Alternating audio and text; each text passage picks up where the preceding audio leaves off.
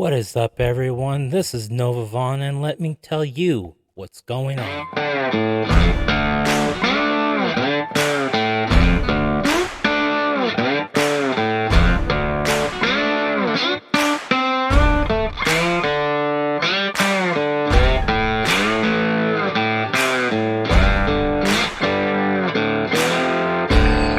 Well, Chapter 20 of The Mandalorian was released, and even though it was better than last week's episode, which was a total disaster in my opinion, this show still did not have a wow moment. Now, there was a couple of scenes in there that were amazing, that did have that wow moment, but overall, it was just mediocre at best. The title of the episode is The Foundling. Basically, it's going to be about Paz Vizsla's son, Ragnar. Now we start off here with a sparring session of the Mandalorians, and Bo's going through. She's walking through. She's observing what everyone is doing.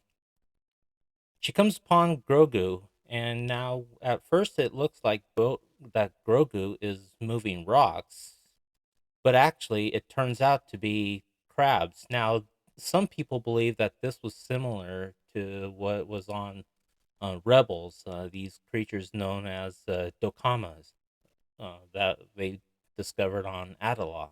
That's kind of a reach in my opinion, but that's just a theory.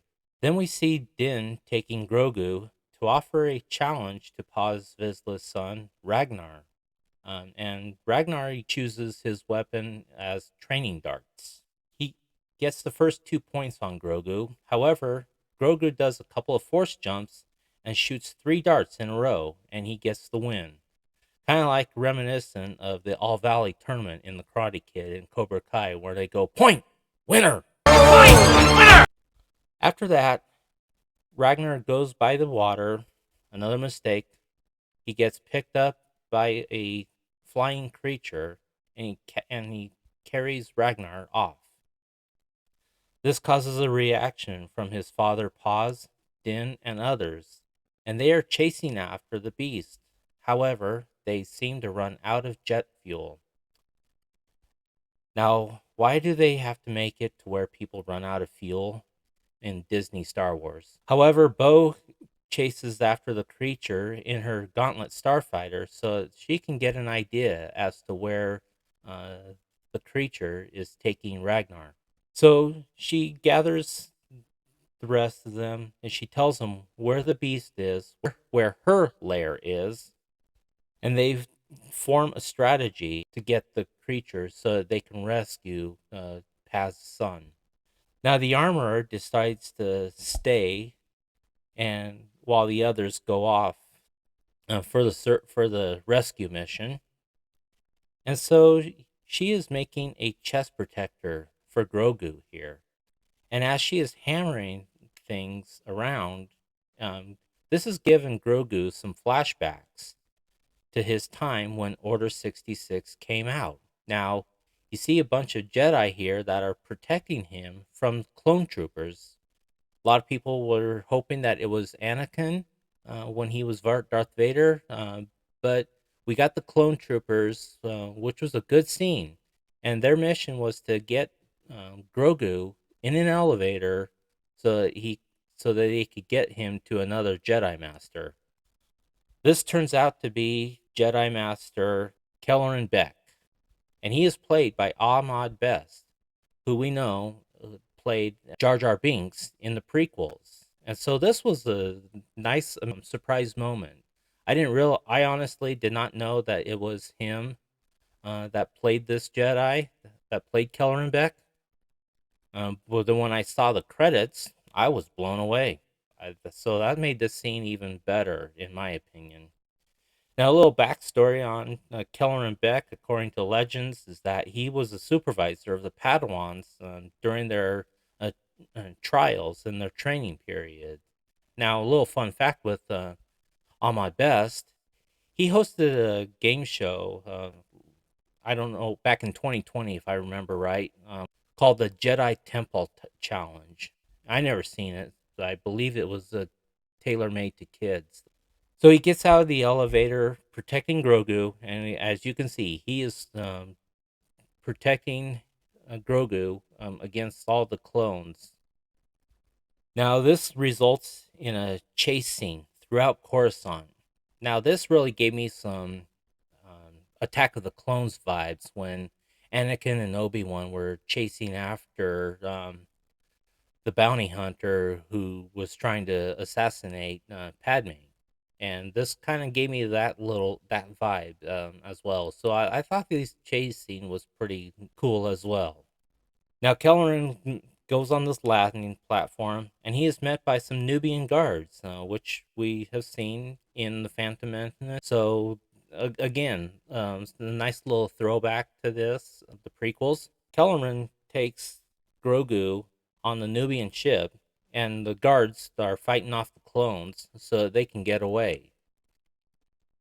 And then we see the jump to light speed, which again, and then it goes back to the current time period that we are with the armor and Grogu. So she makes him a chest protector.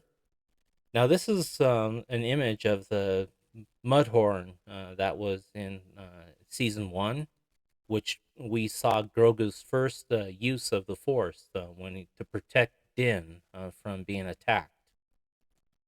She puts it on Grogu. Now we can still see that still has his chainmail on, and so he's little by little getting more armors. He's definitely looking to be more of a Mandalorian.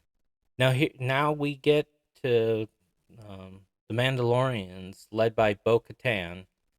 She lands from a far distance so that she doesn't um, grab the attention of the flying creature, and they set off on their journey toward the creature's lair. They get to the base of the lair, and they decide to set up camp where they go to have something to eat. Now this um, it's their custom to go off on their separate ways so they can remove their helmets and eat. And since Bo is the leader of the rescue mission, they tell her that she can stay at the campfire while the rest of them go off so they can eat. So you see Bo removing her helmet, just contemplating a lot of things that are happening.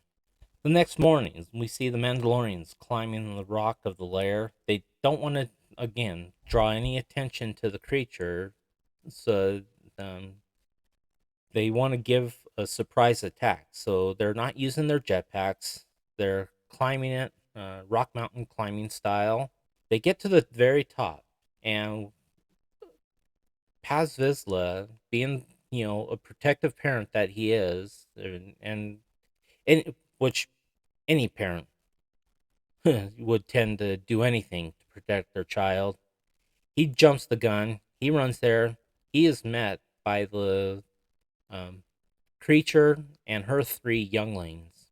Now the mother is trying to regurgitate Ragnar to her younglings, and she ends up spitting him out. Now I've got a problem with this because it's like, look at this. He's all clean. I mean, isn't he supposed to be slimy? I mean, come on, let's get real with this. The creature then takes Ragnar and Paz Vizsla, and she flies away from the lair. Din, Bo, and the other Mandalorians use their jetpacks, and they go after the creature. Now Bo uses some techniques. She gets hit by the creature with her wings. She loses one of her gauntlets, but she regains herself, and she um, does something that causes the creature to release Paz Vizsla. The creature also drops Ragnar, and Din rescues Ragnar. Creature falls into the water where she is consumed by the crocodile beast. And again, this is another little callback to the Phantom Menace when Qui-Gon and Obi-Wan are in the waters of Naboo, where They're chased by fish creatures, and Qui-Gon says, "There's always a bigger fish." There's always a bigger fish. Din takes Ragnar and to reunite him with his father, Paz. Paz gives Mandalorian a thanks, and it appears that these guys have their rivalry ended because in the book of Boba Fett, Paz challenged Din for the dark saber and lost, and so the any quarrelings that they had, he obviously put them aside. They return, and the rest of the Mandalorian clan, they are giving them a cheerful applause upon their successful rescue mission. The armorer thanks Bo for her bravery and gives her a very high compliment, a very high praise, saying that rescuing one of the younglings is the highest honor anyone could do. Now, the rescuers also bring back the mother's creatures, so this is going to be interesting to see what these do. The armorer decides to help fix Bo's pauldrons because she lost one of them and she wants to upgrade her pauldrons. So uh, Bo is requesting for her symbols to be not only her night owl symbol, which she's a member of, but a mythosaur, which she has, which is the Mandalorian symbol anyway. Bo tells the armorer that she saw a mythosaur. However, the armorer thinks she was just having a vision. She does not believe that Bo really saw a mythosaur. But of course, we know that that's what really happened because we we saw the episode. So she has to prove that she saw the mythosaur. So it makes me wonder, what are they going to be doing from this moment? This is where the episode ends. So that was what happened in this week's episode of The Mandalorian. What did you guys think of the episodes? What scenes did you like? Let me know in the comments. Now, last week I gave a rating of 3.5 on The Mandalorian because it was so bad. This week it's definitely higher. It's not as high as episode 2 with the mythosaur. I'm giving this a 7 because while there were some great moments, it just did not have any wow factors. I mean, yes, granted, there was the Order 66 flashback, and we see Ahmad Best playing a Jedi. That was great. Him fighting off the clones were great.